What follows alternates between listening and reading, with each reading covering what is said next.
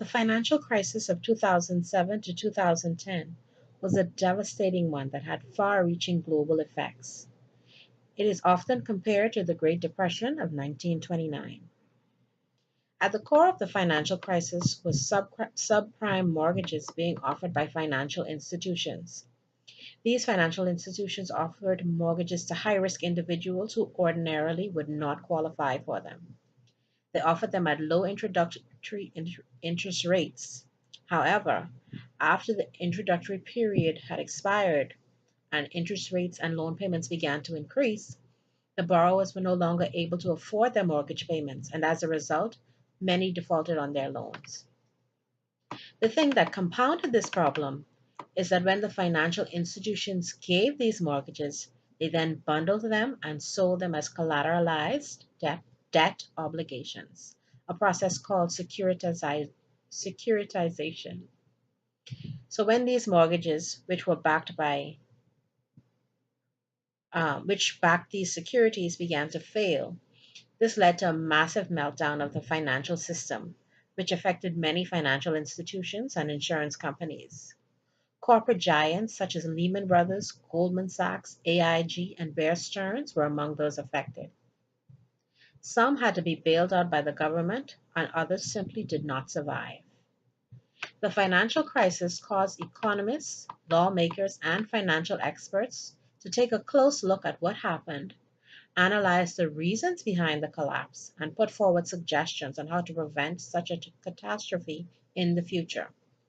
Many questions came to the fore, such as what role did ethics, or the lack thereof, play in the financial crisis?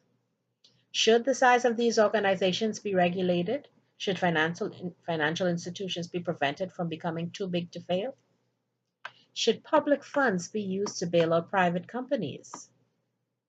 Can governments prevent or lessen the effects of an imminent recession by changing monetary policies?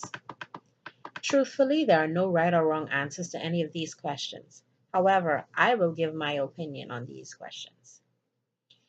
It is very difficult for governments or other bodies to regulate ethics.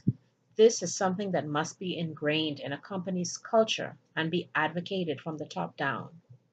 Management should send a strong message in dealing with anyone in breach of its ethical standards. The question of whether financial institutions should be prevented from becoming too big to fail is a tricky one. In a free market economy, there should be little or no interference from the government.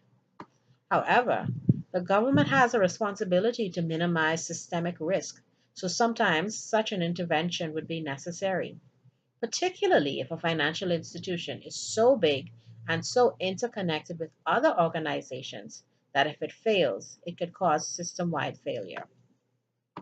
Similarly, the question about whether government should intervene and offer bailouts to failing companies is one that is heavily debated. Again, if the failure of a company can cause widespread systemic failure, I believe that it is appropriate for the government to bail these institutions out for the greater good of the country.